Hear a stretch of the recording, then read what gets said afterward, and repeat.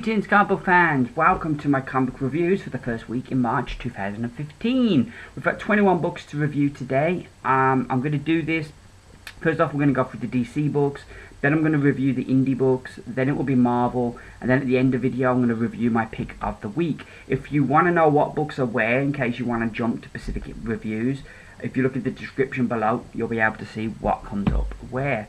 So without further ado, let's get into those reviews. So here we are with the books from DC, just 5 DC books to review this week. We're going to kick things off with Batman Eternal, issue number 48. And this book, the last 2 issues, it's really picked back up again. I think it finishes this month, so we're really getting close to the end now, and everything's kind of seems to be slotting into place. The art this issue, for 2 issues in a row, I felt was really good. There's some really good choices here in the layouts, and yeah, all in all, I just felt there was some really good art. The story does fly around a lot, as we've got a lot of things going on, but yeah, I really enjoyed the art. Penguin's back, as you can see from that cover, and that's really interesting. As Jason Bard's trying to get Gordon released from prison, it looks like Penguin's been hired to take Gordon out. We then have Spoiler, as she's trying to contact Vicky Vale to kind of get the story out of what's going on. We have the Bat family who are battling these various different villains, but Hush has control of the Batcave, so he starts turning their equipment off, which gives them a disadvantage against all these different villains. Yeah, so there's a lot of real good stuff here, and Batman is just trying to get back. So like, we've got a lot of stuff going on here, and it does feel kind of like the stakes are high, and like we're coming to the end of the story. The only kind of complaint is we still don't know who the big bad is, you know, and I hope we're not going to find out with like 2 issues left or 1 issue left, because that would be rubbish, you know. To find out with so little time, to have people react to that with so little time would be rubbish. But it looks like we might be going that route, and that was the only thing throughout this, because the last issue, it felt we were really close to at last finding out as they turned up in the Batcave, and though we didn't see who it is, we know they're in the Batcave with Hush. So I was really disappointed that we've not got that yet. But other than that, I thought this was another really good issue of Batman Eternal, and I'm going to give it 4 stars out of 5. So next up we have Future's End, issue number 44, and I love that cover. I would say that is my cover of the week. I really do like that cover. And the book inside is pretty good as well. Superman is the star of this issue, and he felt more like Superman for me than he has through the entirety of the New 52. I don't know if it's the whole de-aging thing, making him younger, or the whole thing of, in the old DC, while I'm not an expert on the old DC, but with Superman he always felt like this big hero that everybody looked up to. The people that lived in the DC universe, as well as the other heroes, all looked up to him. And it kind of like the way that we've gone with the New 52, we've got a world that doesn't look up to its heroes, that is kind of distrustful of them, so, and a bit scared of them. So he hasn't quite ever really felt like Superman. And here, with all the way the people are cheering for him as he's saving New York, he felt for the first time for me in a long time like it was Superman. So I really enjoyed that, and he really took a big role this issue, and it was brilliant. I'm also really liking the Atom, a character I don't really know much about, but I've liked how he's emerged throughout this series and has really grown as a hero. I'm really interested to see the fallout from this issue, because I don't want to spoil too much about what happens, but they kind of deal with Brainiac, and I believe that that's going to lead to Convergence, but it's going to be very interesting, the immediate repercussions of that. One gripe, we do have the Joker-Batman hybrid for the future still running around. I thought he got destroyed either last issue or the issue before. I thought he got destroyed, so I was a bit confused why he's still around. But anywho, I really enjoyed this. I think this book's getting really good, and I'm going to give Future's End, issue number 44, 5 stars out of 5. So moving right along now to the monthly books, and we have Green Arrow, issue number 40, the last issue for this creative team. And first off, I gotta say the art this issue I really did like. I think it was the best art since Sorrentino left. I really did like the art here. The story, I felt, kind of epitomized the creative team's run on the book. And while there are some good stuff, there's other stuff that kind of takes away from the good stuff. For me, you know, it was great seeing characters like Himiko again, who's one of my favourite characters in the book. And seeing those characters return, and Naomi, and all the other characters, that was really cool. But because we've spent so much time introducing, you know, Felicity, when we already had a character that could do her role, because we've spent so much introducing her, we haven't had enough time for this story, and it felt rushed at the end. The way that they beat King was so easy, and I know he's called in all his friends, but it did seem so easy in the end that you kind of was like, wow, he weren't much, was he? And I am intrigued to see where we're going to go next and where the direction's going to go with the new creative team. But yeah, I felt much like much of their run, this was a missed opportunity for this creative team, and I'm going to give Green Arrow issue number 40 3 stars out of 5. Our penultimate DC book this week, it is Justice League issue number, Justice League 3000 issue number 15. This is just fantastic. We got Howard Porter back on art, and I really have come to enjoy his art, and it was great having him back. I love the mix of characters in this. I love how they mix like kind of like really high stakes, but also they have quite a bit of humour in there. I love that Superman still doesn't believe he can't fly, and he's always trying to fly. That Batman and Superman, instead of being best buddies, they're always kind of biting at each other. I love how fierce Wonder Woman is. I love how Terry's kind of adapted to being the Flash. And I love that like the Injustice League, or the Injustice Gang, have been led by Lois Lane, who's the world's greatest villain from the past. There's just so much I really enjoy about this book. I love Etrigan. Etrigan the Demon must be one of the most difficult characters to write. Having to rhyme his sentences all the time and still get said what you need getting said must be really difficult, but I'm loving this. I was a bit disappointed with the whole fire and ice showdown. The way that they built it up, I thought there was going to be a real big cat fight. But in the end, while on the one level I'm kind of like, well, that was different, and I like that. I like that they tried something different. Rather than like fight it out, we talked it out. And that was cool, but it did just have a real feel, anticlimactic feel about it. So, probably how quickly it was resolved, it didn't really take that much. The battle throughout this issue with the demons is brilliant, and I really enjoyed that. Interested to see where we're going to go. I believe this is the last issue, and that when they relaunch it in 3 months' time, is it? After Convergence is finished, that it's going to be Justice League 3001. So it's going to be interesting the direction we go there. We get no Booster Gold Blue Beetle action this issue, but all in all, this was another really great issue, and I'm going to give Justice League 3000 issue number 15 4 stars out of 5. And our final DC book is Swamp Thing. Oh, sorry, I'm getting him all the wrong way round. It is Swamp Thing, as we have that sideways cover. So yeah, I'm just checking my notes. Yeah, this was a great conclusion. I really enjoyed this. I did find the last page somewhat confusing. We have a shot of Abigail, or Abby, sitting on grass, and I thought that because she was from the rot, that any time she touched any plants, that they would rot. So yeah, I was a bit that, and just I didn't really quite get the whole last page. The rest of the book was really good. I loved the art throughout the book, and the usage of colour as well. The way it's coloured one way when they're in, it's got kind of like a green kind of glow to the page when they're inside the green there, all the different Swamp Things. But then when they come into the world, it kind of really changes.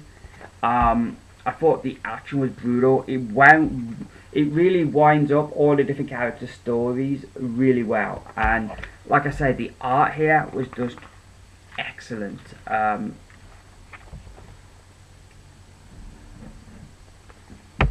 just really love, you know, how they did everything here. It was just really, really great stuff all the way through. A very satisfactory conclusion, apart from that last page, which I did find a bit confusing, but maybe it just went over my head and I didn't quite get the reference. But all in all, though, this was really good. A really good conclusion to what's been a really good series. And I'll give Swamp Thing issue number 40 4 stars out of 5. Really going to miss this one. So those are my DC books. Next up, we're going to go with the indies. So here we are now with the indie comics. We're kicking things off with Saga, issue number 26 from Image Comics. This was another good issue. Not as great as last issue, but still very good. We're dealing a lot more with the characters this issue rather than events. Marco dealing with like the recent events are kind of, he gets a lot in the action, and it's a moment to kind of contemplate and kind of deal with what's happening. And he's kind of worried about like that he's like a very violent person, and he's worried because every time he tries to step away from violence, he ends up going back to violence. So he's kind of got a lot going on there, but also there's a lot of what's gone down between him and Alana that he doesn't quite, you know, he hasn't quite come to terms with. I'm liking how they're developing Dengo's character. He's really interesting. He's done some horrific things, but he's actually at the core a good person who's done bad things. But for good reasons. And you know, this issue is really interesting, seeing his journey of where he's kind of on this is where we need to go, this is what we need to do, and then he kind of the realization that he's made a mistake. I'm really liked this issue. We get to see Sophie showing her smarts, and we get a bit of tension between Sophie and Gwendolyn, and I'm guessing that that's because of what Sophie did to the will. So that's something that I think is going to be a slow burn, but certainly you do get a bit of tension between those two characters. Gus, we only get 2 panels of Gus this issue, but he is still so cute and adorable, and I think he's fantastic. All in all, yeah, this was a good issue. Not great, but good, and I'd give Saga issue number 26 4 stars out of 5. Next up, we have, sticking with Image, we have Black Science issue number 12. I love how Image do their books, how they like have a break, they bring out the trade, and then the book comes back. I think it's great for the creative team, gives them a break or allows them to go through other projects, but it's also great for like for readers, because you financially you get a break from it, but also if you've kind of discovered it in trade and you want to can't jump on monthly, you can. It's all there because you easily just pick up the first 2 trades and you're good to go. So I like how Image do their business there. This issue very much new reader friendly. We get a really in-depth story so far, which is really cool. So yeah, if you've never read the book before, you will at least have an idea of what's going on. I love this new world that we've landed on. It's kind of like Romans, but imagine ancient Rome with science and technology. It's kind of like that. And something's happened in this world, and they've turned on science, and they're killing all scientists, and they see them as heretics. So it's really interesting, this world. I really liked it. We get to find out about Grant and how he came back to life. I thought when we first saw Grant again, I thought it was an alternate version of Grant from a different universe, but no, it is the original Grant, and we get to find out right at the beginning here what happened to him and how he came back to life. So I really liked that. I thought that was really good and well explained. I like the story. We've got to know our characters well now, and the story's pretty much, you know, they land on this world, things kick off, and characters get lost, and they're trying to get everybody back together before the pillar jumps. So it's kind of the formula we know now, but I'm still really enjoying the heck out of this book. Really good book. If you like your sci-fi, this is definitely one to try, and I give Black Science issue number 12 5 stars out of 5. So next up we have, moving over to Titan Comics, we have Doctor Who, 10th Doctor, issue number 8. Every issue I kind of think is the last issue with the Angels, and every issue it kind of carries on. And again this issue it carries on, and it's not because it's a bad story, but I just thought the Angel story was going to be a short one. I didn't realise it was going to go this long, but it's been good. One of the things that I do really like that they do is the soldiers that get zapped back in time, they're at least showing what happens to them and where they end up and how they adapt to life. So I like those little bits where it adds to the story. Basically what's happening here is that the Doctor and Gabrielle and landed in World War One, behind no man's land, and the angels are kind of getting to the soldiers and zapping them.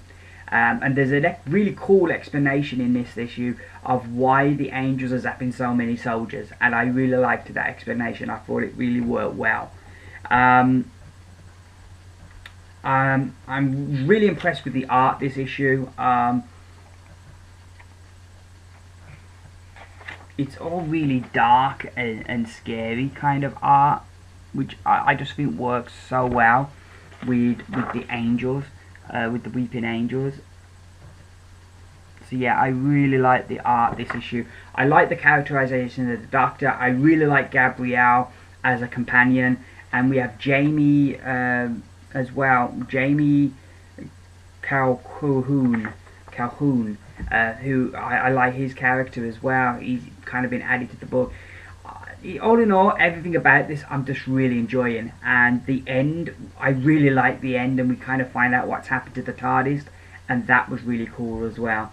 So yeah, this was a really good issue, and I'm going to give Doctor Who 10th Doctor, issue number 8, 4 stars out of 5. Titan, keep going good. More Titan next, as we have Doctor Who 9th Doctor, issue number, no, sorry, 11th Doctor, issue 9. I really like that cover. That cover is really nice. All through the 11th Doctor's adventures so far, we've had this company, the Serve You Inc. they're called, and the Doctor has kind of met them in the wrong order. The way we've met them is in the wrong time-wise, in the wrong order. So he kind of this company know him more than he knows them. They've now targeted his companions, and the Doctor's like, that's it. You do what you want of me, but when you target my friends, that's it. It's on. So the first half of this issue, the Doctor's kind of developing his plan, and then the second half, we land, and he starts to deal with Usurp, but things have gone horribly wrong at Usurp, and there's a little bit of a nice twist when by the time we get there, the events that the Doctor's affected are kind of changed what's going on. I really like that. I felt the Doctor's character here was really spot on, and I liked that. I liked the turn of events, as I said. Jones, this issue, the companion Jones, went back to being annoying. His character seems to change from issue to issue. One issue he'll really work well, and then another issue he'll just be annoying. I'm really liking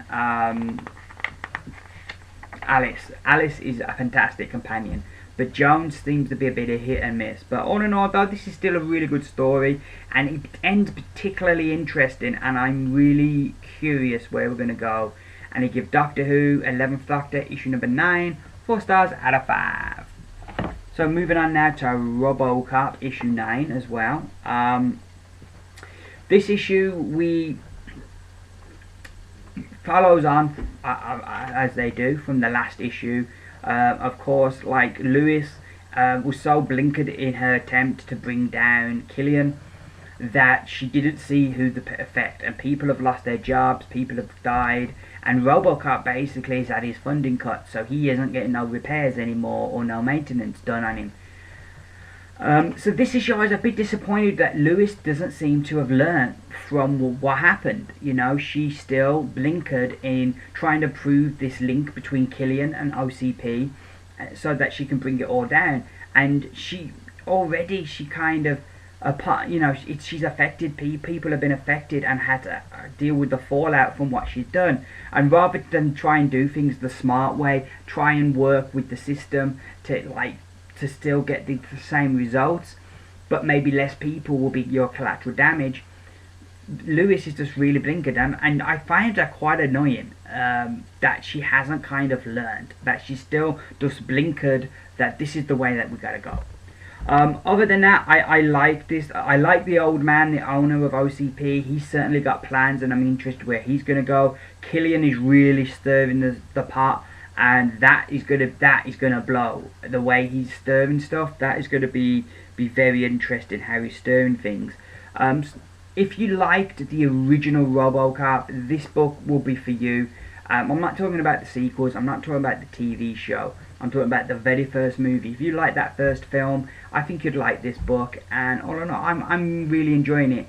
And I give Doctor Who. I give Robocop issue number 9 4 stars out of 5. So now we're moving over to Dark Horse Comics, and we have Hellboy and the BPRD 1952 issue number 4. This issue really, the story kicks into gear. This issue, we get to find out what's behind what's been happening, and the book goes from like having a real horror vibe to having a bit more of like an Indiana Jones action adventure kind of vibe. We get to see, you know, Hellboy at last get into the action, and that's really cool. I didn't quite understand who the Nazis were that we saw at the end, and it kind of felt like I should know who they are, but I don't, because I'm new to Hellboy, so I don't. But through the issue, I enjoyed where this story's going, even though it has tonally really shifted. And I'm going to give Hellboy and the BPRD 1952 4 stars out of 5. So our penultimate indie book, we have Exo Manowar issue 34. This kicks off the Dead Hand story. This is supposed to be a jumping on point, but I don't think it is. I think, yeah, you could read this and you could enjoy it, but there were a lot of things. I'm still quite new. I've managed to get the first 8 issues of this, so I've read the first 8 issues, and I think I've been reading this book now from about 29. But I still haven't read none of the Armor and Hunter stuff, so there's still bits of story that I've missed.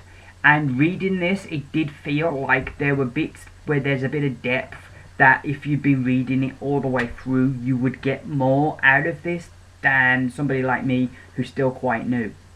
So I don't know if it's that new reader friendly. It is a very good first chapter, and that's what it feels like. It lays all the groundwork, all the foundation for the story to come, as this is the first part of the new Dead Hand story arc, and we kind of get where Arak has to be, and we get introduced to the big bad and what that is, and I followed the story really well, but it just did feel in parts that there were bits where I think if you'd read it all the way through, they'd have a bit more gravitas to certain moments. But yeah, this is still my favourite character in the Valiant universe, and I think this looks like it's going to be a really good arc. I'm looking forward to getting into, and I give Exo Manowar issue number 34 4 stars out of 5. So our final indie book of the week, of this part of the video anyway, is Imperium issue number 2, and very much the first issue, very much like I was mentioning there with Exo Manowar, it lay the groundwork. And this issue builds on that groundwork, and it does a fantastic job. I liked the first issue, but I didn't love it. This issue I loved, and I'm hooked and I'm on board. I buy every Valiant book anyway, because I just like what they put out. And the fact that they only bring 9 books out makes it, you know, not that bad to be able to pick them all up. But this issue, even if I wasn't buying every Valiant book, I would definitely be adding this to my pull list because I really liked it. We get to see the fallout from the last issue, as you know, as we saw Harada move into Soweto and with what he's been doing, and to taking that over and everything, and the 2 children go to the UN to represent Harada and kind of basically bring up this great point of like, how can we have world peace when so many of you rich countries are profiting from selling weapons to these smaller nations? And so peace isn't in your interest, so how are we ever going to get peace here? And that book, I don't know if that is based off of real life, but it definitely was a really great point and a really interesting direction that they took the book. We then meet this character called Gravedog, and he's one of this group called the Hardcore. I didn't realise the play on words there, because it's like core as in CORPS, core, but it's hardcore. I didn't get that until I said it out loud. When I was reading it in the book, I didn't get it, but it was later on that it kind of, you know, I kind of got it. But so I don't know nothing about them, and they were the Rising Spirit organization were their backers, and I don't know if they're originally something to do with Errata. But I liked Gravedigger, a very interesting character, not your typical kind of like hero character. He kind of raises this point of like, well, maybe, you know, you look at Errata and maybe he's given the world an enemy to unify against and bring peace to the world that way. Kind of like Ozymandias' plan in Watchmen. And that's a really interesting thing as well. And then we get this kind of whole plot where Gravedog discovers that there's a spy within Hardcore, that there's somebody who's leaking information to Errata, and they set a trap, and there's a fantastic twist at the end, which is just fantastic, and I was just like, wow, I didn't see that coming. It was brilliant. I'm still loving Mesh Major, or as he likes to be called, Sunlight and Snow. Just a fantastic book, a lot of thought-provoking stuff, but also just a fantastic story and some really interesting characters, and I give Imperium issue number 2 a definite 5 stars out of 5 for me. So those are our indie books. Now we're going to get into the Marvel books. I picked this up this week. So here we are now with the Marvel reviews. We've got, I think, 7 books to get through. Kicking things off with Princess Leia, issue number 1. This was a book initially I wasn't going to buy, not because of the character Princess Leia, but it was because one of the artists I didn't like during Access was Terry Dodson, and he's the artist on this book. And I was a bit like, yeah, it's written by Mark Waid, it's Star Wars, but I am not sure if I'm going to like the art. And I think one of the problems when you do these properties that are based off of TV shows or movies is you kind of like, you can go down the route of having the art trying to be a portrait, each panel being a portrait of the film, which is setting yourself up to fail, because it's just so difficult with the time you've got to be able to do that for every panel. Or to kind of settle, the other way of doing it seems, is to settle on a caricature or a likeness and go with that, and that's what Terry Dodson's done here with the art, and the art actually works really well. I liked it. It didn't bug me at all, as I thought it was going to be. It's totally the opposite of what we're getting in the other 2 Star Wars books, but it will work well, and I think probably long term it's going to be easier to manage than what we're getting in the other 2 books. I did feel, while I felt that Mark Waid got all the characters spot on, I did feel Han Solo felt a bit off in his brief appearance here. But the rest, I particularly think Leia, he gets a really good feel of Leia, because the Leia that we know in the films, I don't think she's the type of character who's going to sit and grieve.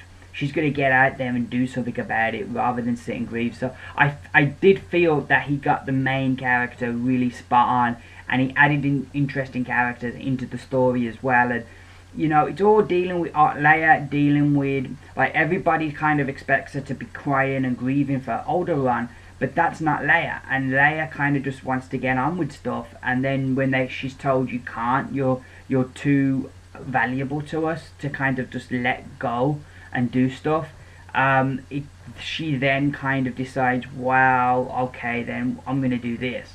So I like the direction of the story and how it spun from the characters. That was really good. This really surprised me. I found I enjoyed it a lot more than I thought I was gonna. It was a book I picked up more out of curiosity than anything. But yeah, I'm definitely going to keep getting this and give it Princess Leia issue number 1 4 stars out of 5. Next up we have Raccoon issue number 9, another number 9 issue. A really interesting story this issue, a really fun story. It's set in the future. Groot has decided to live on Earth, but now he's gone all Grootzilla, and nobody can stop him. So Iron Man goes to try and find Rocket Raccoon to bring him to Earth, that he's the only one who maybe be able to stop Groot. And Rocket initially refuses, and there's a twist at the end of the tale and everything, but like I say, it was a very fun story, but I'm getting a bit fed up of these one and done stories. The first 4 issues showed that Scotty Young had a great feel for the character and could do a really interesting story that was both fun but also had its dramatic moments and really good character moments, and he could combine all that in an ongoing story. And I've just again a bit frustrated by this book constantly being a one-off stories and nothing kind of, no repercussions or follow-up to anything. I'm beginning to get a bit bored and fed up with that. Books these days, after there are so many books on my pull list, there needs to be a reason why I'm keep coming back to this. The other thing with this book as well is, like, if you looked at the art this issue is Jake Parker, but you kind of look at the art and you'd think, oh yeah, Rocket Raccoon, a cute furry character. This art looks very, you know, this art looks very cute. This is a great book I could buy my kid and get them into comics, but it's totally not kid friendly. It's one of these things, it's like the Ewoks with Star Wars. Everybody always thinks, oh, I don't like the Ewoks, they're too cute. But like, when we first meet the Ewoks, they're gonna eat Luke, Han and Chewie. They're gonna barbecue them and eat them. You know, that's nothing cute about that. You know, they're vicious little bastards. But everybody just sees the cute teddy bear and they think, oh yeah, he's cute. They forget that they bite and they eat you. And it's the same here with Rocket. Rocket may look a cute character, but he's very violent. And certainly some of the language in here and a lot of the violence makes this nowhere near kid friendly. It is rated teen, T for teen, and I think that's probably about right. But yeah. But people could maybe be fooled into thinking, oh, maybe this is a book I could pick up, but no, it's not. But yeah, like I say, I'm enjoying, the stories are good, but I would like more connectivity between the stories.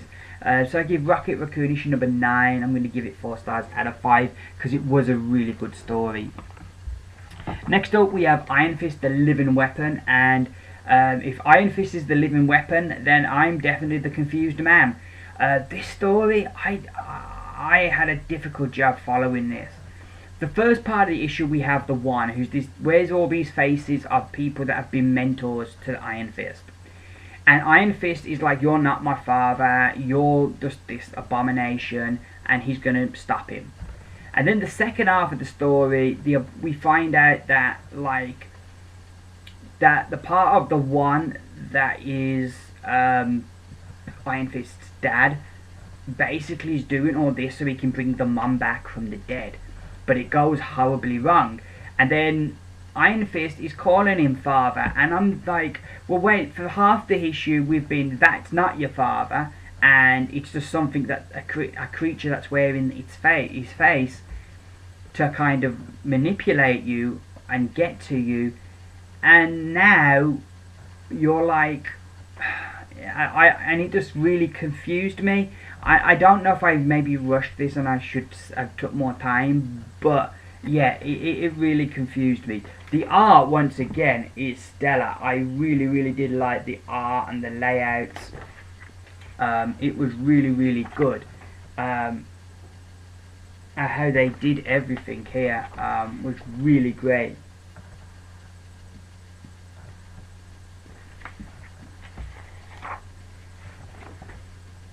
I did love this art, but the story itself was a bit confusing. Definitely when this is finished, because this is only 12 issues, I'm gonna read all 12 back to back, and hopefully the story makes a lot more sense, because there have been points of the story where it's been kick-ass and been awesome, and then there were other points where it's been utterly confusing and I haven't got a clue what's going on, and this was one of those issues. But for the great art, I'm gonna give it 3 stars out of 5. Next up, we have the Avengers, issue number 42. 2 issues left after this. This issue, what I liked is what Hickman does really well is he writes these epic events and makes his books feel epic. But one of the downsides of that is often they don't feel personal enough, and it's just these big events. This issue, what he does really well is he takes these big things that are happening and personalizes them. So it's like Mr. Fantastic and Black Panther kind of having to decide, well, we've got this much space that we can save people. So who should we save? These are the people that might have to repopulate the human race. So, you know, and they're very, like, they're trying to be very scientific about it. But it's the gravity of the situation that these are the people that are going to survive, and you're condemning the others to death. You've then got the Gladiator, who's got this heavy decision of his advisors are saying Earth is this big catalyst that we need to destroy the Earth to save the universe, and he's at a heavy heart. He's got to do the greater good. So yeah, there was a lot of good stuff in here that really personalizes a lot of the bigger things that are happening and makes us care a bit more. I also really enjoyed the art here. I think it's Stefano Cascelli who does the art. Yeah, Stefano Cascelli does the art, and that's really great. I'm still a bit confused about, I don't know who we're throwing planets at Earth, and I don't quite understand why they've got to destroy the Earth to save the universe. But this issue I thought was definitely a nice step, making the big events more personal. I thought was a really nice touch, and I'm going to give Avengers issue 42 4 stars out of 5. So next up we have Hulk issue number 12, and Jerry Duggan's really great run continues. This book is really great. I'm loving the direction he's taking with this. I just love the whole direction. So we've got Hulk, dark green. He had the extremis he put inside him, and it made him smarter as the Hulk, and he became dark green, and he's going around eradicating other gamma radiated heroes and villains. He's eliminating them, taking away their powers. There's a bigger plan behind it all we don't quite know yet, but that will come out in time.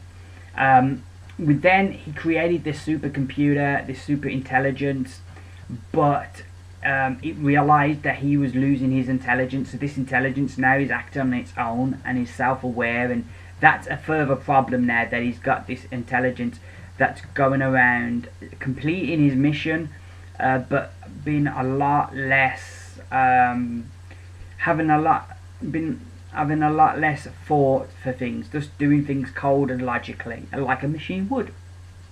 I like the ongoing mission. It gives the book a really nice focus and a direction. Some of the characters sometimes, like this issue, the Gamma Corps, I didn't know about them. First time I've heard of them. But that's all really cool. Like I say, it gives the book a really nice focus. I wasn't quite sure what was going on with Ironfist at the beginning of the issue, but I'm sure that's something we'll come back to later on. But yeah, the art here by Bagley I think is getting better as we go on, and I think Juggen's writing here is really good, and this is turned into a really good Hulk story. And I give Hulk issue number 12 4 stars out of 5. So our penultimate book this week from Marvel is Spider-Woman issue number 5. This really took me by surprise. I love this book. Love the new costume. I wasn't too sure about the costume when I first saw it, but the way it's used in the book, like the top part is like a jacket, so she could take the jacket off, and she's got like black, I don't know if they're like supposed to be leggings, but she blends in much easier into regular life, you know, and she doesn't stand out too much in her outfit as she would in that other outfit she used to wear. So I really like that, and how they use it here I thought was really, really good. Love the story, a lot of fun in the story. Reminded me a lot of like a Daredevil, She-Hulk kind of story.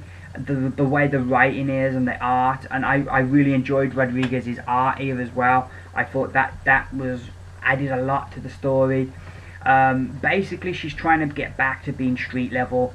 She's had all these big adventures, and now she kind of wants to bring it down, but she's a bit out of practice, so things aren't going quite well for her, breaking crimes. And then we have a character from Daredevil's past, a news reporter whose name suddenly for some reason has escaped me.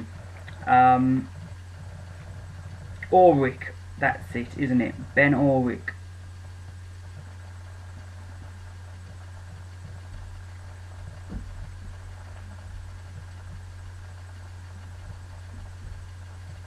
Ben Ulrich, yeah, it is Ben Ulrich. So yeah, anyway, Ben Ulrich turns up and he's got this like case that he's been looking into, and he wants Spider-Woman's help. Initially she refuses, and then things kind of all come together. I really enjoyed this. I definitely recommend picking this up. It's a lot of fun. It's amazing the difference the art makes, you know. I don't think, you know, and this is not to bash Greg Land, but I don't think this would be the same book if Greg Land was still drawing it. I think the difference in the art and the colours and the way that it all tonally looks very different, added into the way that it's written, I think make this a totally different book than it would be with Greg Land still on it.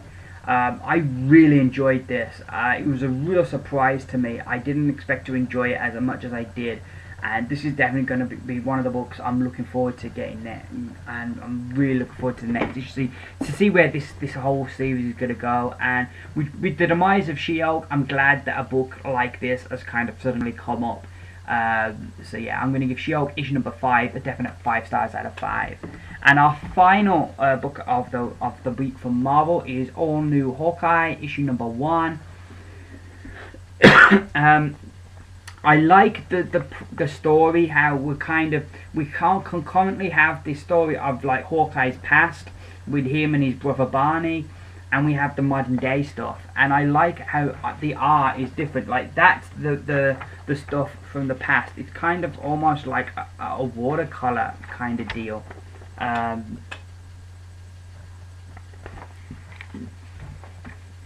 That works very well. And then the modern day stuff is like this, much more the regular Marvel feel. And I don't know how the two stories are going to link up yet, but I liked how they did that. And there's even like some great panels here where these two stories are kind of combined. If you look at the windows behind Hawkeye, I really like how they even managed to combine the story for some panels, which I felt was excellent. So that was really good. The story itself as well was really good. The two Hawkeyes are off on a S.H.I.E.L.D. mission for one part of the story, and then the other part is kind of retelling like the childhood of Hawkeye to kind of give it much more of a personal feel of where Hawkeye come from.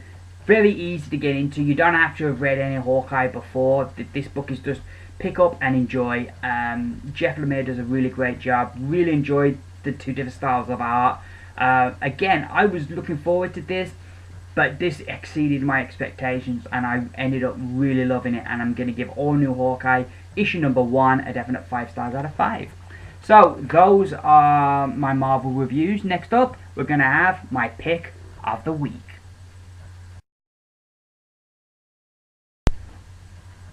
So here we are now, final part of the video, as my pick of the week this week is Descender issue number 1.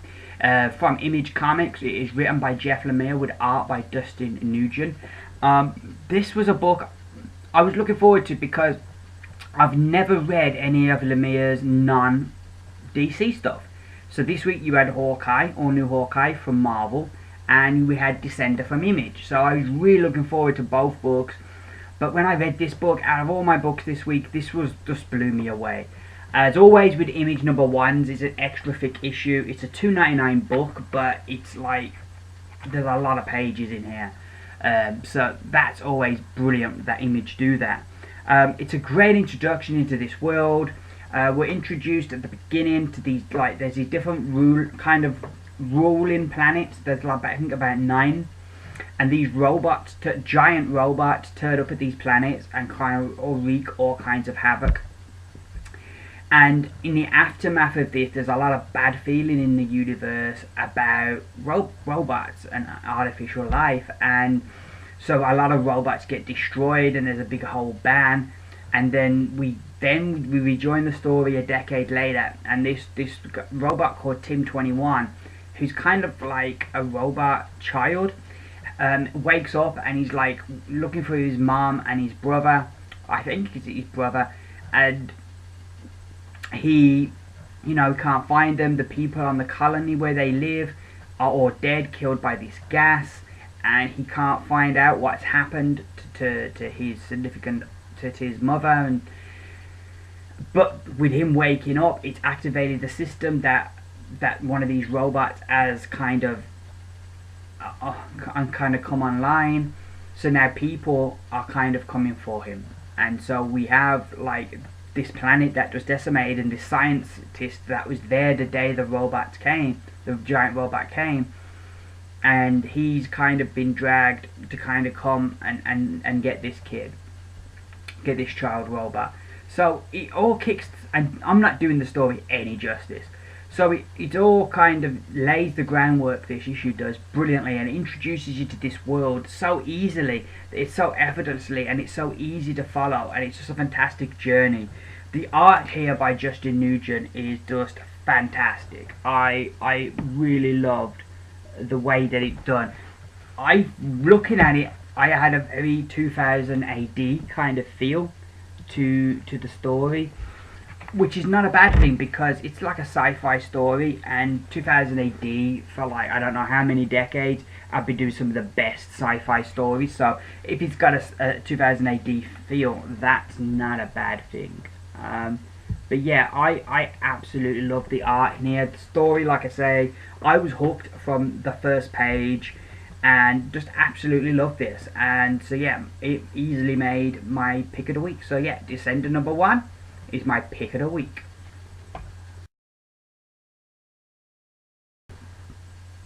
So that's the reviews done. Now with the final part of the video, as I do my company of the week. What this is I take, for example, DC, take all the scores they've got this week for their books, divide it by the number of books I reviewed, and it'll give me an average score.